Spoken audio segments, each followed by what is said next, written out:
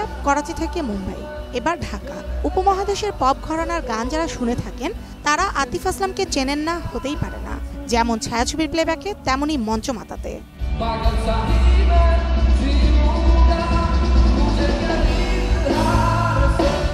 কখনো খালি গলায় সুর ধরলেও মূর্ছনা হলশুদ্ধ সবাইকে আবিষ্ট করে রাখে।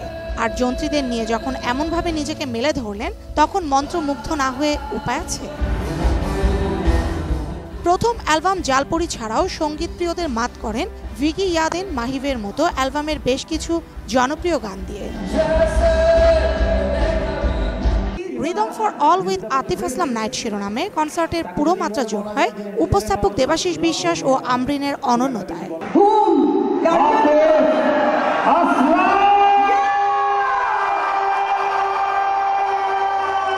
এখানে অন্যদের মাঝে গিয়েছেন ভারতের আকৃতি কাক্কর, মমতা শর্মা ও সাব্বির খান।